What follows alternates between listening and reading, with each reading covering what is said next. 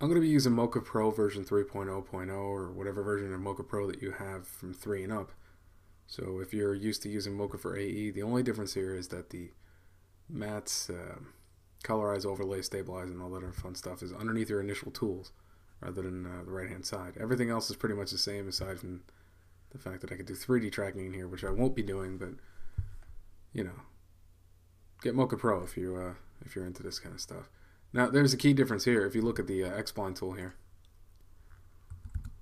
if you highlight over it, it'll say Create X-Spline Layer Tool, but there's a new icon there. That's the only huge difference here, the new icons for the Bezier and the X-Spline.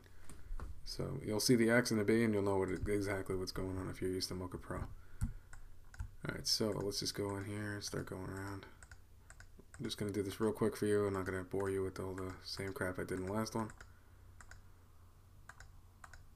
I'm avoiding the ears because I want to keep those separate because there's a lot of things going on there with hair and things like that. If I want to add more points, I go up top here to the point insertion tool. Definitely some new points there. This looks like crap, but you get the general idea. We can actually use it for a track and then refine our matte and then link it to this track, but you know, if you're trying to do this quick, you might want to just do it all right here. Alright, so select all. You could do this a couple of different ways. If you're on a PC, I believe you hold down the Control key and hit A. I'm on a Mac, so I'm going to hold down the Command key and hit A. Or you could just zoom out a little bit, click and drag the marching ants over your points and release, and it selects all. Grab any one of these blue tangents. I would go with the ones on the top or the sides here because it's a lot easier to get them all in. If you start going for like some wacky areas, you're going to have some problems just trying to keep it all going the way you need it. Now this didn't in any way feather anything, but it did smooth out our mask because it was jagged before we did all this, so if you're using this for roto shapes and you want to feather in After Effects, it's always good to use it this way. With any new point that you create, like I said in the first tutorial, it's going to be jagged, so you want to smooth that in because it starts fresh. Now I have a very hairy subject here, but that's fine because I could show you the power of Mocha. Even if you don't have someone with a beard and a mustache like this, you would want to go around this area here, especially if they're opening their mouth, and use this piece separate. So that would be the only two things that I'd separate here aside from the ears. Just going to save real quick and track forward. Your tracking controls are exactly the same in Mocha for AE. They'll be on the right hand side of your play controls. Okay, that's looking pretty good. I'm going to turn on Stabilize this time because I want to keep an eye on everything. So as you can see here, we have the red and we have the blue or purple, whatever you see in there. Maybe going colorblind. So we have all that, and we have this little green button here. Now that green button is our keyframe. It's our initial keyframe. So I'm going to go to the right-hand side of the track here, and you see the key tab there, and you have all these different little guys here. This one here goes to the previous keyframe. Now I'm going to track backwards. Now I could stop it at any one of these points and start adding some more keyframes because I had to do some adjustments to his forehead and his cheeks, but I'm just going to let it track and play it back and see how that plays out. Alright, before I play it again, I'm going to go over here to the Show Planar Grid. Now yours will be on the right hand side if you're on Mocha for AE, and it'll just say Grid, but it gives you the same results. Just going to hit play, see how it goes. Looking good to me. Going to save, turn off the grid. Keep Stabilize on. And just go through and do some adjustments around here where needed. Now I'm going to go and delete this keyframe on my key controls here. Go back to my first keyframe, my only keyframe, and I'm going to go down to these pieces here, these two here, and I'm going to just make those jagged. Just those. I'm not going to select all. You may not have to do this, but for me I have to, so you get the general idea though. You're just going to scrub through here. You're not even going to play it. You can just click and drag, see where your problem areas are, and do some adjustments.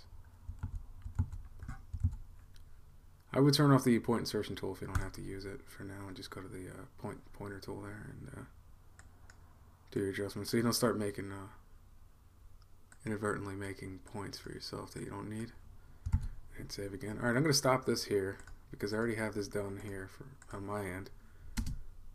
Let's click on any one of these points and you see I have a series of keyframes here. So we don't have to sit here and watch me do keyframing, which is always good. So now what do? Well, we're going to go to Export Shape Data.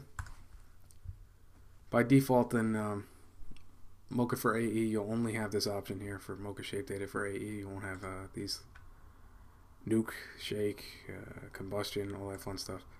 If you're on Mocha Pro though, make sure you're on Mocha shape data for AE and it's on the selected layer, and that you are selected on the layer that you want to export and copy to clipboard.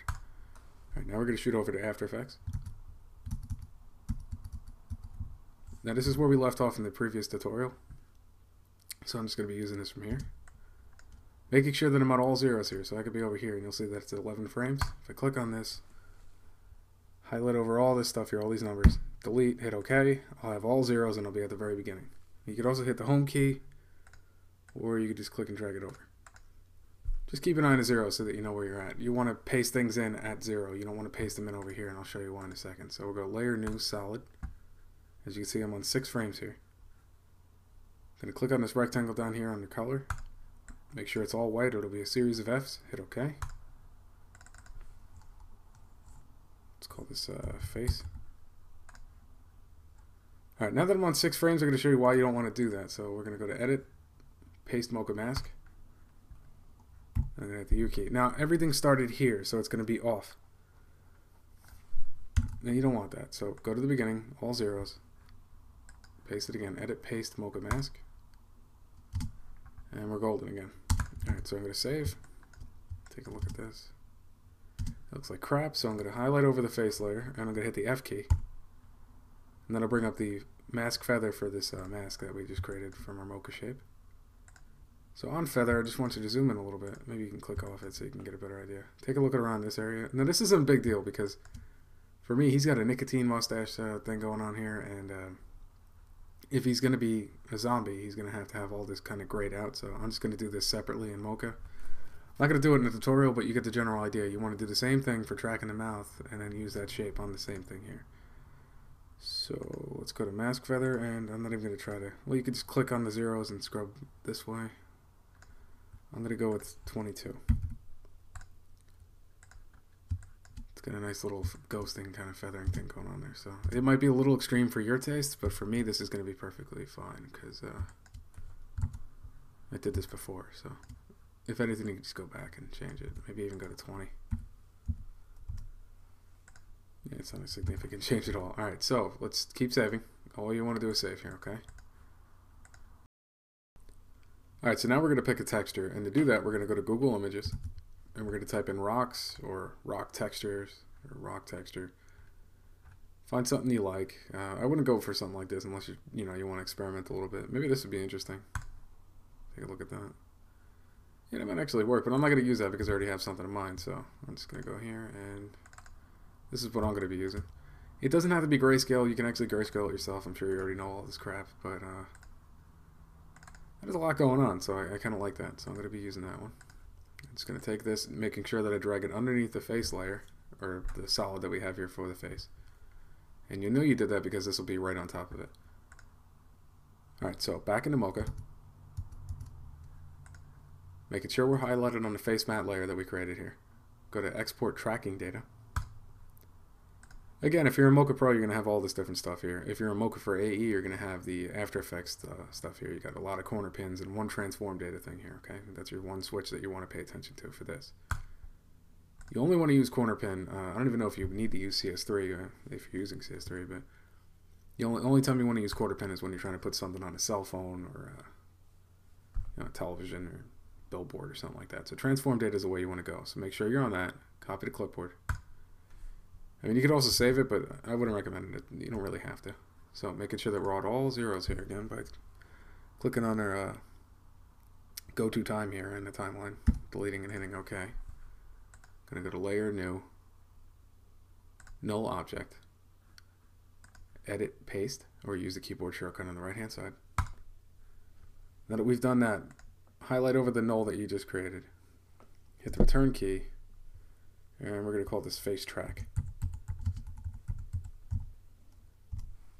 Okay, now that that's done, we're going to highlight, making sure that we're highlighted on it. Hit the U key, and then you'll see anchor point, position, scale, and rotation. Now, if you're seeing all of these, if you're seeing all these as yellow, then that means they're all selected. So don't just click off of it. Highlight on just anchor point, you'll see that they're all yellow and everything else is gray. Go to the left-hand side of anchor point. You don't have to highlight it, but I just want you to see that you have it on there. You can actually click off of it. Go to anchor point, go to the left-hand side of it where the stopwatch is. Turn it off so that deletes anything with anchor point related to it. And the only difference here is that we see this little obnoxious box here following our face, but off to the left. So we're going to turn that off by hitting the eye switch on here on the left-hand side. It's not going to affect anything. I'm just sick of looking at it. I don't want to look at all this snake-looking crap going on there. That's just all of our tracking information in play. Alright, so highlight over the face track again, hit the U key to make that disappear so we don't have to see that anymore. We can actually change this by going up to the square here. I don't know, seafoam. Make it obnoxious so that you know that that's where it is. Matter of fact, click on anything here outside of anything and hit U twice so that everything collapses so we can see what's up. Save with the shortcut or just save. I apologize if I'm talking too fast. I've had 3 cups of coffee before I started. Alright, back to what we were doing. So we're going to go up to the rock layer, or whatever layer you're using as a texture, and name it texture. Now, if you're not seeing what I'm seeing here, which is mode, track, matte, and parent, I want you to go down here to toggle switches / modes at the very bottom left here. And now you'll see a series of icons. If you were seeing the series of icons, I want you to click on toggle switches / modes. What you want to see is mode, track, matte, and parent. Okay? Highlight over the texture layer so we can see where we're at. Underneath track matte, where it says none for the texture layer, I want you to click on that and go with alpha matte face. Now it looks like somebody smeared shit all over his face, but that's fine. Even if you hit play, it's not following it, but we're going to fix that right now. So again, highlight the texture layer so you know where you're at. You don't have to, but it helps to see if you're just gliding over. Underneath parent, you'll see this little swirly line. That's your pick whip. I want you to click, drag, and drag it right over the face track here and release. Or you could just go up to this thing and go to face track. If you have 1,000 layers here, which is, I'm over exaggerating here, but if you have like 100 layers here, it helps to just go and click the pick whip and drag it and release. I'm going to save again. Alright, now if we hit play, that smeared shit on his face is following him perfectly. Go back to the beginning. You don't have to be at the beginning, but it's good practice because we always want to be on zeros. Zoom out a little bit with the scroll wheel if you're not familiar with that. Now the texture I have is huge, so I'm going to go up to any one of these corners here. I'm going to click, then I'm going to hold down the shift key, and I'm going to start dragging it in. Just doing it again. And you can go off a little bit and just click and drag it up. You can put it wherever you want. If you're familiar with Photoshop, this is a lot like using a clipping mask. That might work. See how that looks. Highlight over texture again. Where it says mode, go down to the texture here, and where it says normal, click on that. Now you have a wide assortment of crap you can use here, but we're going to go with overlay. Click off and zoom in. Now it's on the eyes, but that's fine, because if you followed the first tutorial or you're planning on doing that, I have a way of cutting all that out, but we're going to wait on that. So let's just take a look at what we have. That's looking pretty good. He's really red here, but that's fine, because we're going to fix that in a little bit. Maybe expand this. Oops. Scale it up. You can go up to texture, highlight it, hit the S key, and you'll see here you could just scale like this. But if you want to do it on the fly, just use the click and shift keys. I like that granola look there. Bring that up a little bit. It's looking pretty good. Alright, I'm going to save there. Hit play and watch it go. Now, if you like the way the eyes are going there, like you want them to look all like sandblasted, you know, by all means keep it like that. But personally, I hate it. If you like the red in the face, your subject may not have that problem, but mine does. Alright, so if you go to the face layer, and you'll see the mask when you highlight it, you'll know you're on the right one. Hit the M key, and you'll see that the mask is named Face Matte. If you highlight over that, do the keyboard shortcut for copy, or just go up to Edit Copy. Now go up to Layer, New, Adjustment Layer. Making sure that we're at the beginning, all zeros here. On that new adjustment layer, I want you to paste by going to Edit, Paste, or using the keyboard shortcut. Now we have that same mask on our adjustment layer, which is good because we're about to do some color corrections to this. So you can go over here to Effects and Presets on the right hand side. If you're not seeing that, then your setup may be different. My workspace is under Effects. You could also go up top here to Effect, go down to color correction, hue/saturation. Now if you're not familiar with After Effects, by default it'll be on project up top here on the left hand side. You want to be on effects controls for this now. Making sure that we're highlighted on an adjustment layer, we put the hue saturation on and you'll see it here. Now if you go down to the middle here, you'll see master saturation, and it'll be minus 100% and 100%, and we're right in the middle of that. So I'm going to click on this little nub here and I'm going to drag it to the left. While I'm dragging it to the left, I'm keeping an eye on my subject here and that area that we have masked off. You can increase the saturation and bring it down if you want. I want him to look like he's decayed, or he's been dead for a while, so we're just going to drag it to minus 72 is working pretty good. This isn't really an issue here because the red there, because I'm going to be isolating that area later. I'm going to hit save and getting the color out of his lips. Now I'm not going to go around his lips for this because he's got hair everywhere, and that nicotine mustache thing isn't really working for me. The fact that he has whitish gray hair here is perfect, because I'm just going to isolate this area here and then blend it in with the other gray, kind of like what we did with the face. Alright, now we're going to move on to liquify. So if you go to layer, new, adjustment layer, actually let's undo that and go to the adjustment layer that we have the color on, and we're going to rename that by highlighting over it, hitting return, and calling this color. We don't want to keep making adjustment layers and not naming them. So back up to layer, new, adjustment layer, and before we screw up, we're going to rename this one liquify.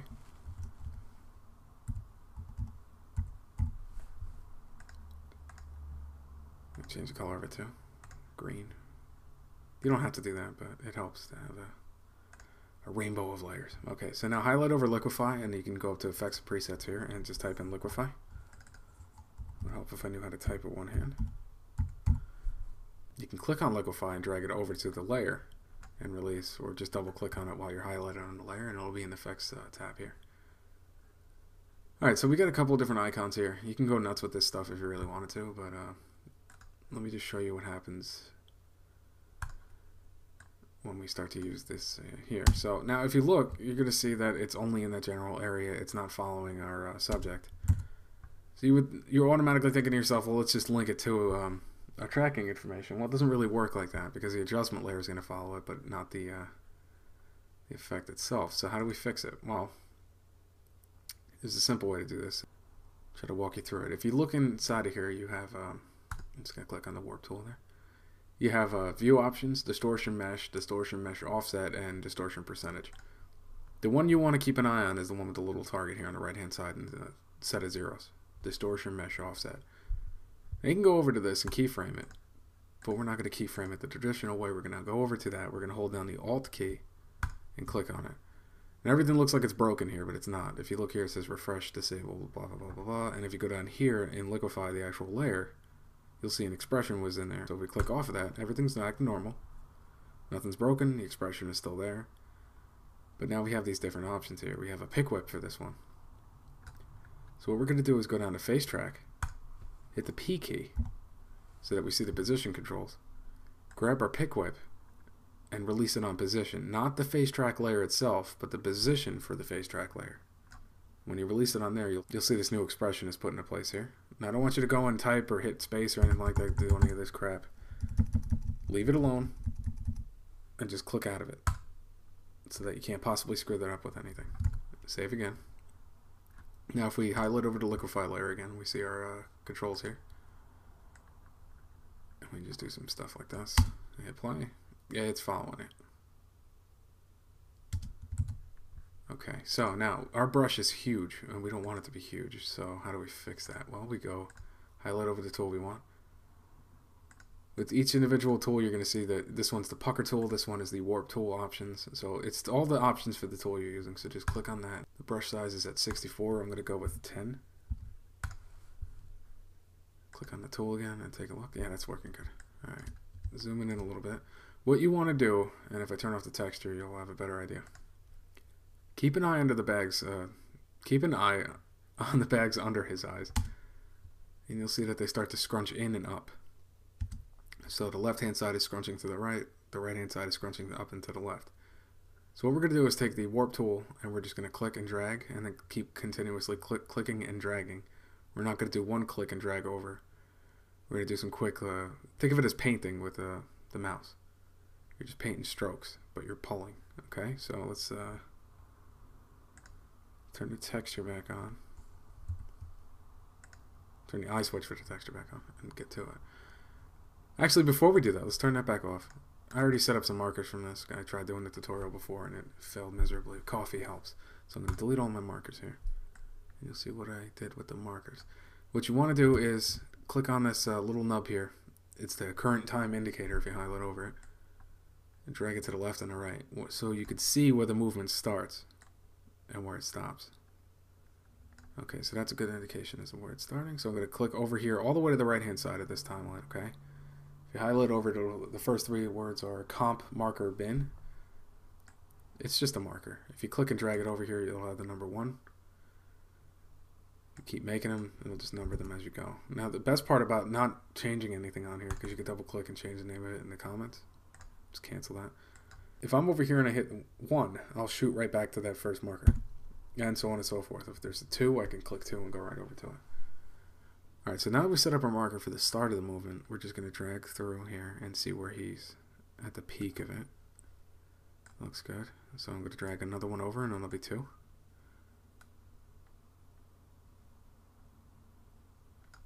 Yeah. Now you can use the page up and page down keys. I guess that it depends on what keyboard you're using. And that'll literally go frame by frame, making life a little bit easier on you. Alright, so now that we got that, let's just scrub through. Or you can just hit play and then watch the point where he starts to move back down. See, he's at full here, so I'm going to put the 3.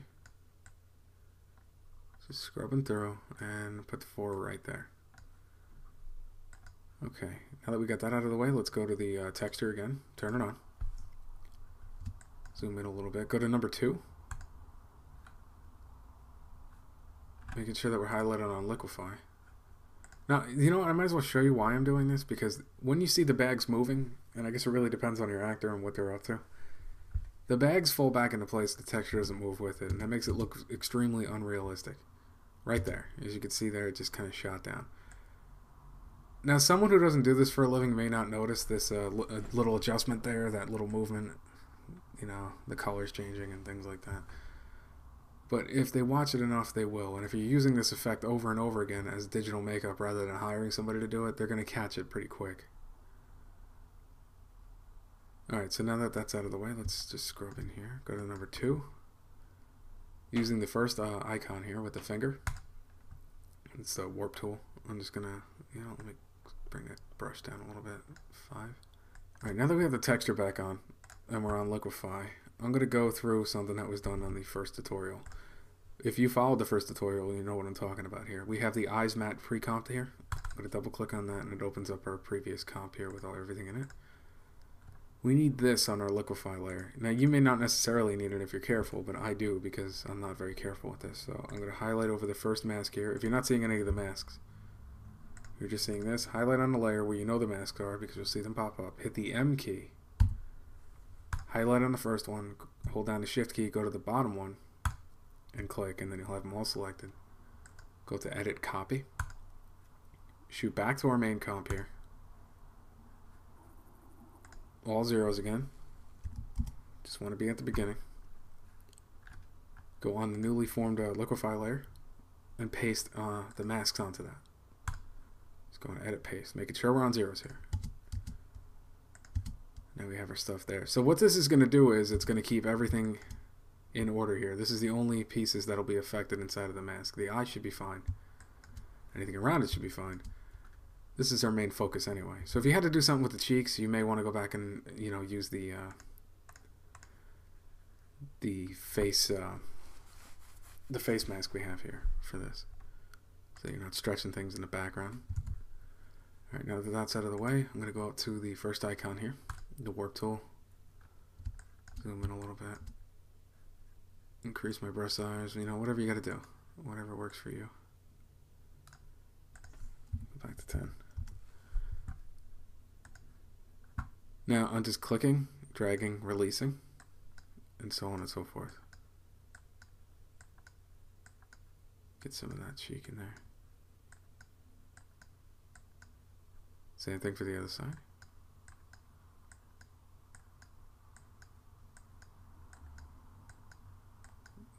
going extreme here. You don't have to. It's fine. Let's click off of that. You can see, now this is on an adjustment layer, so it's going to affect everything below it, but we're going to work on that in a minute and fix that. If you go down here to distortion percentage, it's at 100%.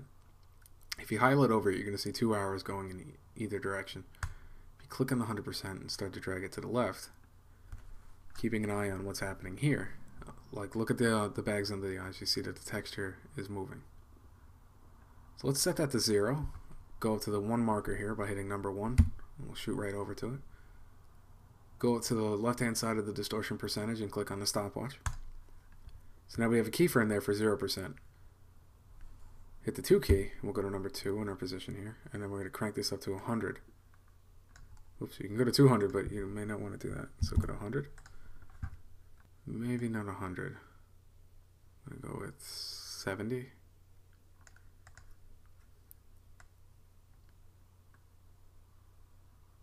Nah, that's not working. Okay, here's an interesting thing that you could do. If you do have some messed up part of the eye here, I'll just show you really quick. Pushing up here is great, but pushing down here would work much better than pulling up, because when you pull up, you're going to get that other eye coming in. This is because it's an adjustment layer. So the way we could fix this is we'd lower our brush size down a little bit. Making sure we're on 2, because our keyframe is showing us the distortion percentage there. So you want to make sure you're at the peak of the distortion so you see where the problem area is. Go down to the right hand side here on this icon here. It looks like a brush painting. If you click on it, you'll see here it says Reconstruction Tool Options. You just want to paint the top around that eye area where the problem area is. And what this is doing is it's bringing everything in that we're painting on back to normal. Let's just click off and take a look. Now I still got a little bit of a problem there, so I'm just going to keep doing it. We get a little closer on the eye. That's much better. Now we just got to do it on the other side. So this is good that this mistake happened, because now I could show you how to fix things without having to restart the entire project. Keep an eye on the bags there. It's looking pretty good. That's way too extreme though, so 100% may not work for me, but it may work for you, so I'm going to try 65. It's looking a little bit better.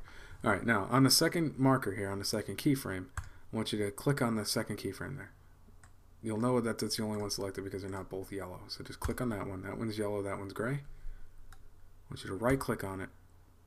Keyframe Assistant, Easy Ease. And now you'll see a little hourglass figure there. That's just going to ease it into the stop. It's not just going to stop abruptly. Kind of helps everything out in the long run. This kind of looks crappy, but that could be because we're actually affecting our footage and not just the texture at this point. So don't pay too much attention to that. Now I want you to hit number 3, so we shoot over to the third marker. We're going to add another keyframe by going to the left-hand side here, inside of our timeline here. If you go to the left, you'll see distortion percentage with the stopwatch.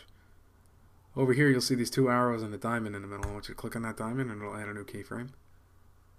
Now, seeing as how the last keyframe before we added this one had an ease function on it, it's going to add the ease function on the new one. Now, I believe in on PCs you can hold down the control key and do this and make it a normal keyframe again. On a Mac, it's command, and I just hold down the command key and click, and it does that. So you may have to work around that for PC. I apologize, I'm not a PC person. So hit number 4 and go to the 4th marker, and we're going to bring this down to 0, and that'll add our last keyframe there.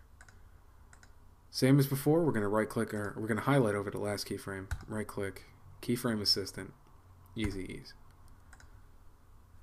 Okay, let's zoom out. Whoops, oh, I messed up. See, that's why you don't want to go on that expression there. Okay, and hit play.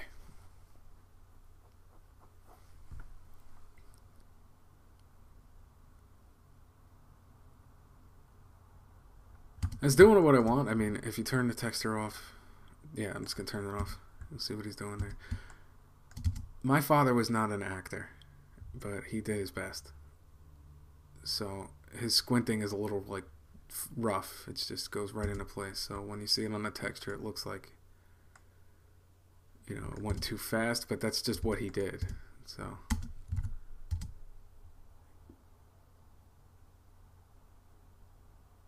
just darts into place, but that makes it a little bit more menacing, so I'm not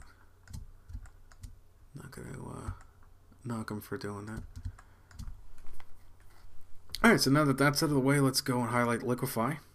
We're gonna highlight color, well, yeah, highlight liquefy, color, face track, and face, and texture.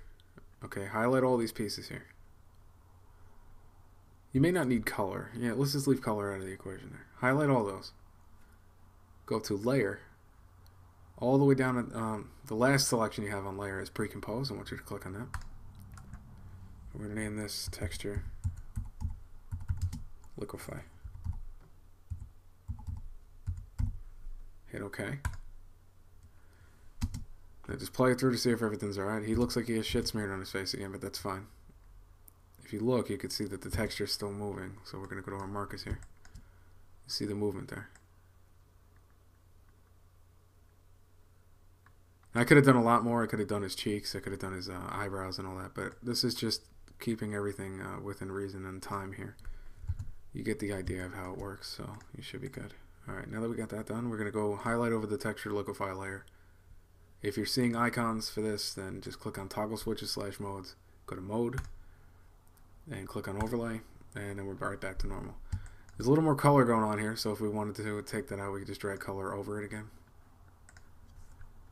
It's all gray again, but that's actually looking pretty good without the color adjustment on that, and just on the initial footage itself. So this color is taking over the footage and not so much the texture. So we're getting this nice decay, urine stain kind of thing going on around here, and all around his the chunks that are coming off him. So that's looking pretty good. Alright, so some of you might be happy with the way that the eyes are working with the texture here. Like just the actual eyes themselves. Just going to turn that off so you can get a better idea what I'm talking about here. I was going for a cataract kind of look here. You know, like your typical zombie, the decaying of the eyes kind of thing. But if this is what you're looking for, that's great. If that's not what you're looking for and you want that gray back in there, what we're going to do is go back into our previous stuff here from the original tutorial, the eyes matte pre-comp here. Double click on it. Now, if you're on CS4, After Effects CS4, you may have to hold down the Alt key and then double click on it to open up the pre-comp. But if you're on CS5 and above, then you're fine. Just double click on it.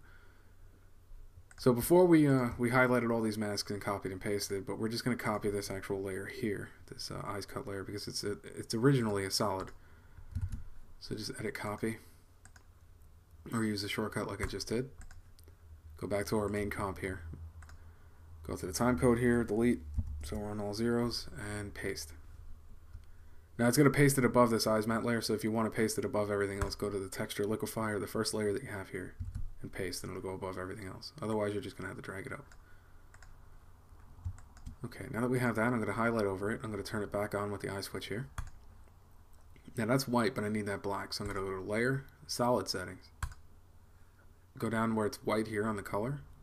Click on that and make it black. You'll know it's black because it's a series of zeros with the hashtag in front of it. Okay, hit New. Alright, now he looks like a bandit. I'm going to save, and I'm going to go to Layer, New, Solid, make it white, and you'll see all F's here. Hit OK, and OK again. Now put the white solid layer underneath the eyes cut that we just created and made it black. You can zoom in, just scroll in there. Get your pen tool up here. The shortcut for that is the G key. Click on that guy, and we're just going to go around. Whoops. Making sure that we're highlighted on the white solid layer, we're going to go around where the white will show up. You can get as close to the edge as you want, but you may not want to do that. Okay. So you end up with a crappy Batman thing going on there, right? So that's good. Now we're going to take the white solid layer. Let's hit return on that when we have it highlighted and rename this eyes M-A-T-T-E, eyes matte. Now with the highlight on the highlight the eyes matte layer, go over to parent, and I want you to drag this down to the face track or left eye track. Well, face track is actually in the other one, so just put it on the left eye track from the previous tutorial. Or you can go into texture and find face track. Yeah, let's just do that because you may not have followed the first tutorial. We copied our face track from there. We're going to paste it in here. So now we have it again, and we're going to take the eyes matte layer with the mask on it and parent that to face track. Hit play, just making sure that our mask isn't falling out or cutting out some of this. That's good. Now, the problem here is it's not really working there, so let's just scrunch that in. You may not have seen that, but it starts to shrink in there. Bring it a little bit more. We don't even need it here. We can actually set up 2 masks, but I'm lazy, so I just did it like this because I'm trying to do this too damn fast. Don't be like me. Don't be lazy. Do 2 masks. Alright, so we're looking good there. So what we're going to do is go up to the eyes cut, the newly created face track that we just duplicated and pasted in here, and the eyes matte layer. Highlight all 3 of those, and we're going to pre-comp those. So go to Layer, Pre-Compose. We'll just name this eye matte 3000. Hit OK. So now this is all one layer. It's all working again. I just want to play through and make sure. Now with the texture liquefy underneath the eye matte 3000 layer that we just created, if you're seeing the icons again for this stuff, you want to go to toggle switches / modes. Under track matte for that texture layer, where it says none, click, go to Luma inverted matte, and that cuts out our eyes. And there we have it.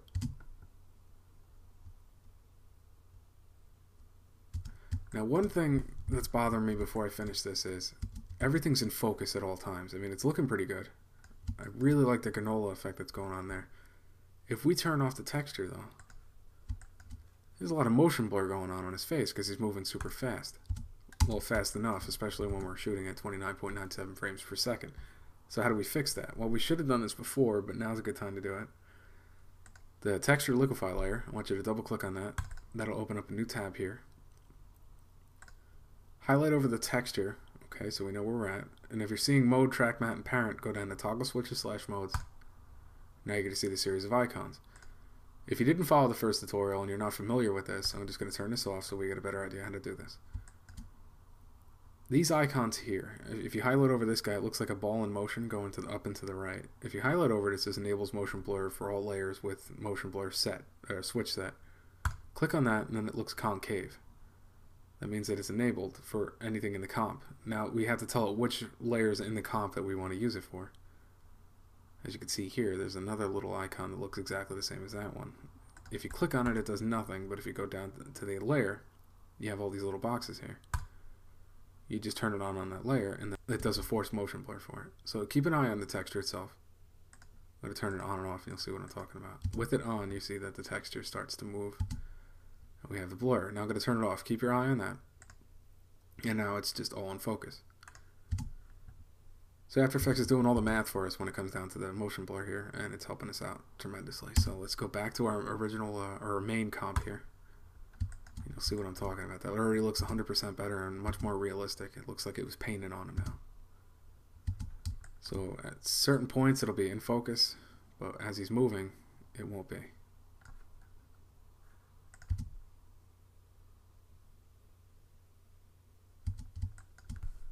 And hit save, and we're good. You can do all kinds of stuff here if you wanted to go and you know, use your face matte again. Let's see here, face, copy it, go to the beginning of our timeline here, all zeros, paste, and we have face again. You can do some pretty wacky stuff with color. You can do it with contrast, you know, just like this. Let's see, face matte. I'm just gonna delete this. I'm gonna do this fast, but you get the general idea. Layer, new adjustment layer. I'm gonna paste this. Contrast. Drop brightness and contrast on there. Bump up the contrast a little. Whoops. Bump up the contrast a little bit. Make it a little bit darker.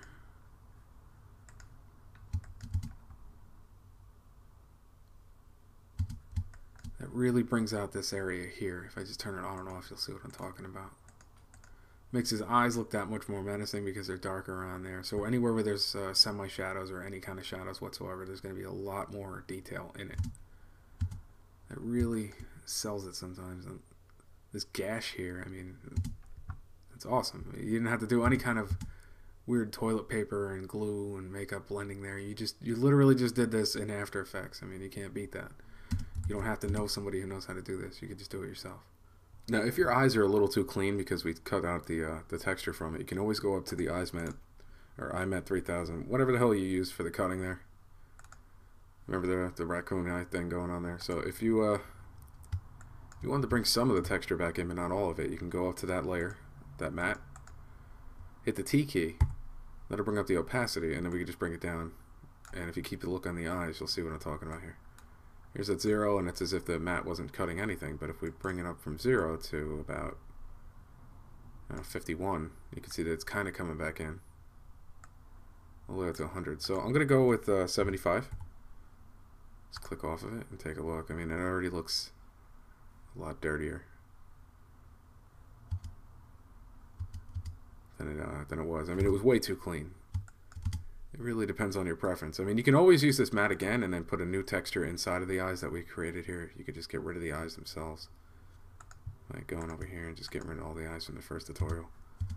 So if you want to keep it all natural. The all natural look isn't really doing it for me though, so just shove those back in there.